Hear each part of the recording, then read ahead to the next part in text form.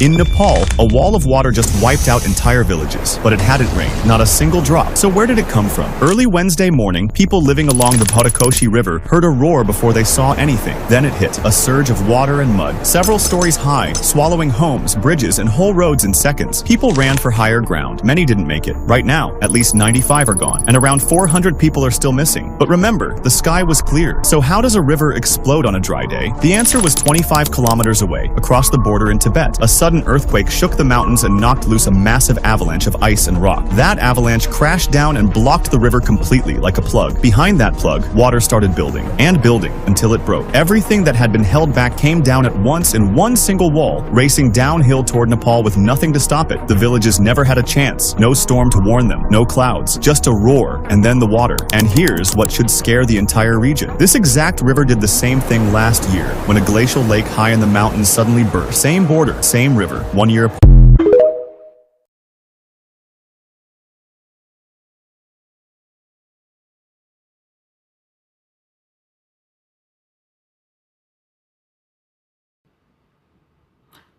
This is the book of Ecclesiasticus, or Sirach, chapter 39, beginning at verse 28, and it reads, There be spirits that are created for vengeance, which in their fury lay on sore strokes. In the time of destruction they pour out their force, and appease the wrath of him that made them. Verse 29, Fire and hail and famine and death, all these were created for vengeance. Verse 30, The teeth of wild beasts and scorpions, serpents, and the sword punishing the wicked to destruction. Verse 31, They shall rejoice in his commandment, and they shall be ready upon earth when need is, and when their time is come, they shall not transgress his word. Giving all praises, glory, and honor to Yahweh, Bahashem, Yahweh Shai, Bahashem, Rahak HaKodash. Double honors to the apostles and elders of Great Millstone who rule well in teaching me this 100% truth. Salutations to them and my fellow Akim who labor in this truth week in and week out on the highways and byways. Also salutations to the hopeful elect of the scattered 12 tribes of Israel, scattered to the four corners of the earth, that be like unto the speckled bird, also known as your Israelite foreigners, and you so-called Negroes, Latinos, and Native Americans. To you I say Shalom. This is your brother Ayashar Barzar from the Indianapolis branch of the Great Millstone, coming back at you with another lesson that is edifying to the elect body of the nation of Israel. And man, talk about vengeance. That rush of water that came through Nepal yesterday. Geez, I mean that was unbelievable and quick too. They didn't see that coming, and like it says in the scripture here, verse 31, they shall rejoice in his commandment, and they shall be ready upon earth when need is, and when the time is come, they shall not transgress his word. And they did not transgress. That flood, if you know the clips at the beginning of this lesson, made that quite evident. No warning, no one saw it coming. It just happened. And well, needless to say, I got this article from AccuWeather, posted yesterday. It says hundreds missing after massive flood wave on China-Nepal border. It says a wall of water obliterated infrastructure on the river port town, sweeping hundreds of people away. It says a massive flash flood destroyed infrastructure and may have killed hundreds near the Trishuli Bazaar area of the Noakat district in Baghmati province of Nepal, not far from the capital city of Kathmandu. CCTV video showed a massive wall of water overtaking local infrastructure and slamming vehicles into walls as people ran for their lives. It says Nepal's Red Cross Secretary General Rishi Kanal said initial estimates are that at least 10,000 people and 20,000 homes were swept away during the flood. The death toll is expected to continue to rise as search and rescue efforts continue. All right. It says, what caused the deadly flooding in Nepal? It says a glacial lake outburst above the Batakashi River may have caused the flooding and destruction. Shailendra Thapa, a spokesman for the armed police force, initially said, but AccuWeather meteorologists pointed to an earthquake in the area as the root cause. An earthquake in the area on Wednesday and a landslide of rocks and ice blocked the Lindy River and caused the cascading flooding in Nepal, AccuWeather meteorologist Jason Nichols explained. All right. It says the USGS says the event itself was not an earthquake, but was caused by an exceptional powerful landslide, which was equivalent to a magnitude 5.2 earthquake. Yeah, that's pretty substantial. Okay. It says a team of international scientists relieves a huge chunk of glacier sheared off and fell into the valley below, CNN wrote. However, that occurrence is not the same as a glacial outburst which killed 18 people in the area last year. It says so far, satellite imagery suggests that no major lakes are upstream of the flood path, indicating that a glacial lake outburst can be excluded. A geomorphology professor at the Freie Universität Berlin in Germany told CNN. You see some of the damage there. It says roads, bridges, and communication and power lines leading to the port city were destroyed or cut off on the Chinese side. More than 500 tourists were reported missing, and at least 359 people were killed, BBC reported, though the intensity of the disaster dictated that the death toll would rise significantly. And yeah, that was so fast. A lot of people were lost real quick. It says BBC says today's disaster is the worst since the 2015 earthquake in Nepal, which killed 9,000 people. It says so far, the Nepal army has rescued 88 people, with 115 rescues from the village of Meilong pending. China's President Xi Jinping is urging an all-out search effort. All right, and that is pretty much the end of the article. But I was looking up, just for the sake of it, the what deities do they worship over there, and you got these false gods over the major religions are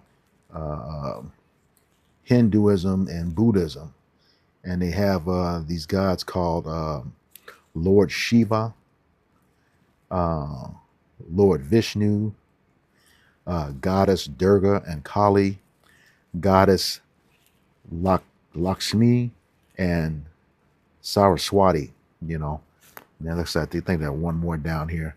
Oh, Ganesh, an elephant-headed god of wisdom and beginnings, and then Bhairav, a terrifying and fierce manifestation of Shiva. So, yeah, all those false gods over there, and the Lord has his say about those, because He's the Lord that created everything. This is Sirach or Ecclesiasticus chapter 18, beginning in verse 1.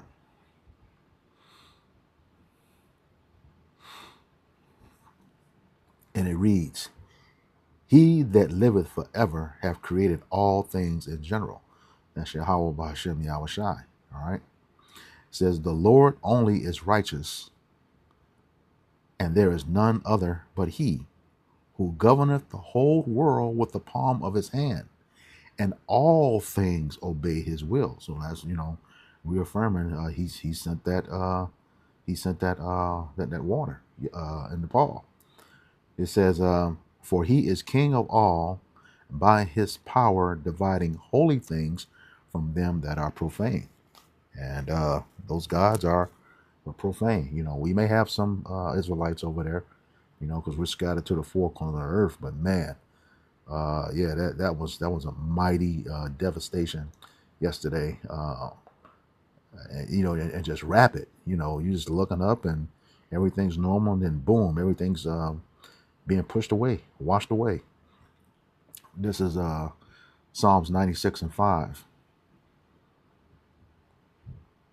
And the Lord is just getting started. Remember, these are the beginning of sorrows. Jacob's trouble, yes, this is really about the judgment, of the Israelites, but That's going to affect everybody else too in a worse way, the heathen as well.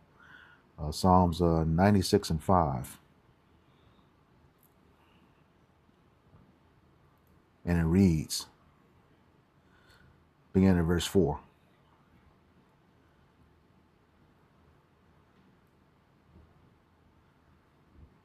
Well, actually, I can start at verse 3.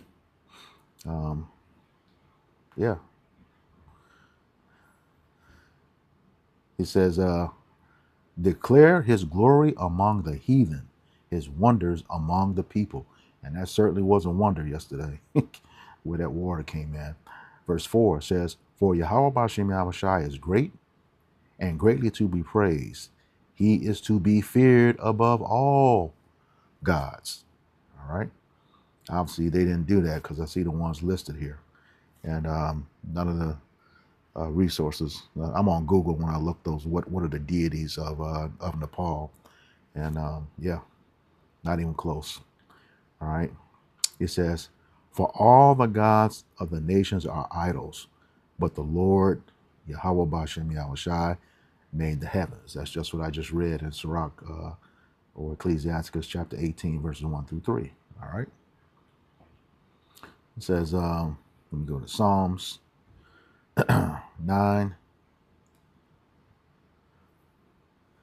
and 16.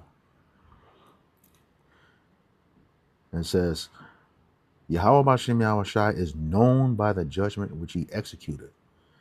The wicked is snared in the work of his own hands.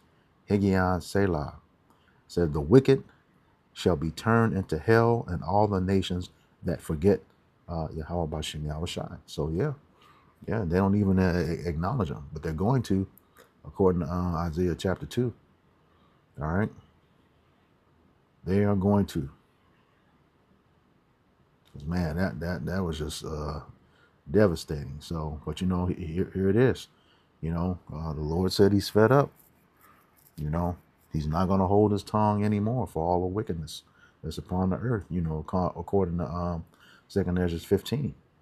You know, he's about to move. Well, he is moving. And like I said, you know, according to Matthew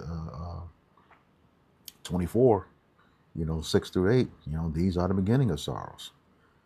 All right. So I didn't want to make this too long, but these spirits of vengeance, man, this devastation is starting to happen. And again, it's just beginning. So with that, I hope this lesson was edifying to the elect body of the nation of Israel. Once again, I'm going to give all praises, glory, and honor to Yahweh, Bahashem, Yahushai, Bahashem, Rahakakodash. Double honors to the apostles and elders of Great Millstone who rule well in teaching me this 100% truth. Salutations to them and my fellow Akim who labor in this truth week in and week out on the highways and byways. Also, salutations to the hopeful elect of the scattered 12 tribes of Israel, scattered to the four corners of the earth, that be like unto the speckled bird, also known as your Israelite foreigners, and your so-called Negroes, Latinos, and Native Americans. To you, I say Shalom, Kwam Yasharala, Abba Babal. We got next. Shalom.